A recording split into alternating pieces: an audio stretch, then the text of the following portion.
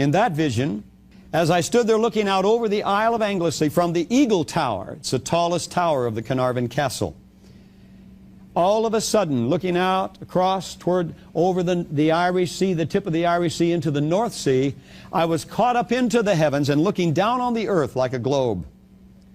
And as I looked down on the earth like a globe, I saw a massive military movement coming out of an area up by the Arctic. And I couldn't figure out what this was, what was going on, why a military, Navy, and Air Force, why it would be going out between the United States and Europe up above Finland, going out through the Icelandic Gap and heading down between the United States and Europe and making a curl all the way around the Horn of Africa towards the Persian Gulf. Now that's significant. When all of a sudden I was alarmed because of that. You would have been too. I looked over toward the United States and I saw something I'd never seen in my life. I had never even preconceived the thought of it. I had always thought that the United States was wiser and more powerful than to allow Russian subs to be parked right almost on our beaches per se.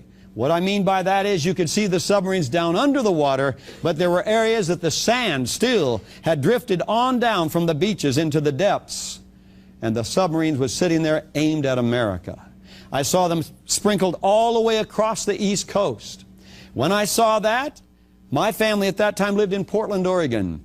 I was alarmed, of course, and I wanted to look over toward Portland to see what was going on. And as I looked across the continent of the United States of this globe, I saw the submarines from way up by Washington, the top of Washington, all the way down around towards San Diego, poised in the same way all the way along our coast in the north from the Pacific side. Then something else caught my attention. I began to see radio towers going up all across the nation. And these radio towers, as they went up, the dotted lines began going out as though they were transmitting. And then there was an alarm went off in me. They're sounding the alarm. We're going to be under attack. The siege is laid. When all of a sudden I was watching these radio dots going out like the transmitting of a warning, and instead of the people being warned, they sprinkled to the ground like dust. And an alarm went off in me, and I cried out in the heavens, and I said, "Oh God, they won't even know what hit them."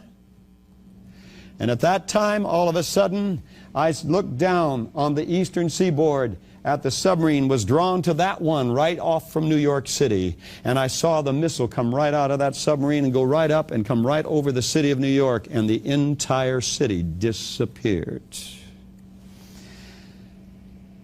Then I looked down, on down toward Florida. And down there, I could see another explosion take place. I looked across because of my family being in the Pacific Northwest. I looked across. Another explosion took place up by Seattle, Bellevue. And then another one down by San Francisco. And another one down toward Los Angeles. And another one toward San Diego. And there I stood in shock as I was watching these explosions take place and these cities literally disappearing from off the face of the earth. The next instant, I was standing back down on the Eagle Tower. And I found myself looking down in the village. There was no alarm going off. The cars were going the normal speed. People were walking. I looked out over the bay where there were some British ships, warships, and I watched them and studied them for a few seconds. There was no alarm there. And I found myself saying this, "Oh God, if this has not happened, what will be the sign of it and of its time?" And God spoke to my spirit, and these were the words He said. December the 14th, 1986, before Glasnost, Perestroika, the Berlin Wall was still up. The Cold War was still in full bore run. We supposedly were still on alert. The words were spoken to me, "When Russia opens her gates and lets the masses go, the free world will occupy themselves with transporting, housing, and caring for the masses. Will begin letting their weapons down, crying peace and safety, and that's when it will happen."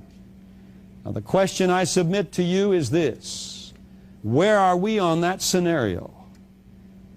Where are we in that prophetic timetable? Is that vision being fulfilled before our eyes?